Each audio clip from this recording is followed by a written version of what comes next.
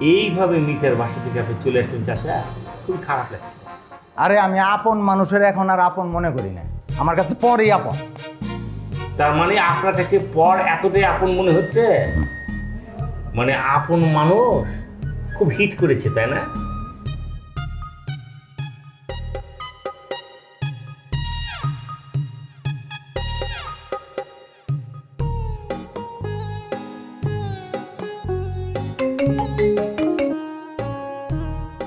Hello, কি বলছেন? হ্যাঁ হ্যালো, বুলেট বলছিলাম, চিনতে পারছেন? আরে বুলেট ভাই, কি বলেন আপনি যে আমি আপনাকে চিনতে পারবো না? আর আপনি যে গ্রামে গেলেন তারপর তো আপনার কোনো পাত্তাই নেই। আমার কথা কিভাবে মনে পড়লো? হ্যাঁ, তোমার কথা মনে থাকবে না কেন? তোমার কথা মনে পড়ে তো। কি বলবো তোমাকে, যখন তোমার কথা মনে পড়ে তখন ভাবি একটা কল দিই, মোবাইলটা যে হাতিলেই তখন আমার মনে হয় কি তুমি যদি আবার মাইন্ড করো। একটা কথা কি, ঢাকার মানুষের মন আর গ্রামের মানুষের মনের অনেক পার্থক্য, জানো তো? গ্রামের মানুষ অনেক সরল। তাহলে তো তুমি আমাকে চিনতেই পারো না বুলেট ভাই। তুমি ফোন করবে আর আমি মাইন্ড করবো, এটা তুমি কিভাবে ভাবলা?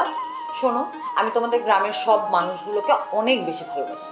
জানি তো, শহরের লোকজনের মধ্যে তুমি একটু আলাদা, তোমার কোনো তুলনা হয় না। এবার কিন্তু তুমি একটু বেশি বলে ফেললা। শোনো, ঢাকায় আমার থেকে আরো অনেক ভালো মেয়ে আছে। তুমি ঢাকায় আসলে কিন্তু এবার অবশ্যই আমার সাথে দেখা করে যাবে। আমি তো ঢাকায় আছি গো, শামসুর বাসায় এসে উঠেছি। এসে দিকে রহমান চাচু এখানে আছে। তোমাদের বাসায় নাকি ওনার ভালো লাগে না, বাবুল একা মানুষ, তিনজনে রান্না বান্না করে কি বলবো একদম পরিশ্রম করে পারছে না। বিষয়টা আমি তোমাকে অবগত করলাম, আমার কাছে দেখতে এটা ভালো লাগেনি কো। রহমান চাচা না এই বাড়িতে যতদিন ছিল এখানেও যন্ত্রণা দিয়েছে, বাড়ি থেকে বের হয়েছে এখনো যন্ত্রণা দিচ্ছে। বাবাকে তো চাচার দোষের কথা কোনো কিছু বলাই যায় না, সে তো আমলেই নেয় না। আচ্ছা, চাচা কি তোমার আশেপাশে আছে?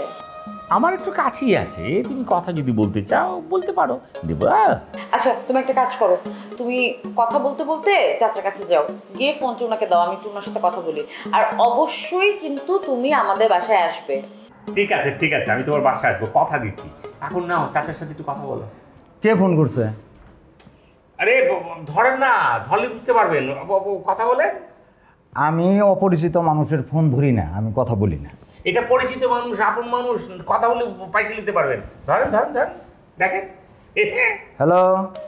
হ্যাঁ মিতা, তুমি কি জন্য ফোন করছো? তোমার কথা অনুযায়ী তো আমি বাসা থেকে বের হয়ে আসছি, তারপরে তার কোনো কথা থাকতে পারে না। জি চাচা, পারে।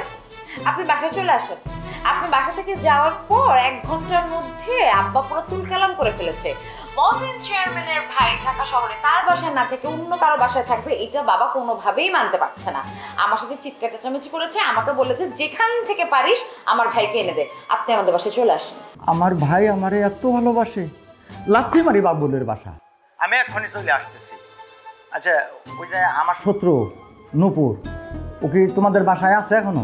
না, নূপুরকে আগেই ভাগাই দিছি। আপনি চলে আসেন। তাহলে তো কোনো কথাই নাই, আমি এখনই আসতেছি। আম্মা, তুমি ফোন রাখো।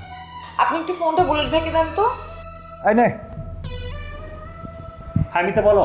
বুলেট ভাই শোনো, তোমাদের যন্ত্রণা আমি কিন্তু আমার ঘাড়ে নিয়ে নিলাম। তোমরা ভালো থাকবে। বাচ্চালে, আমি তোমার সাথে দেখা করতে আসবো, একদিন তোমার সাথে বসে লাঞ্চ করে যাব। অবশ্যই, যে কোনো সময় আসবা, তোমার সাথে জম্পেশ একটা আড্ডা দিব। আমি হচ্ছে আড্ডাবাজ মানুষ, রাখি তাহলে। ঠিক আছে, রাখি, বাই। কি কথা হয়েছে? বুলেট, তুই বাবুলের বলিস আমি ওর যন্ত্রণা থেকে বাঁচিয়ে দিলাম, আমি এখন যাই গিয়া।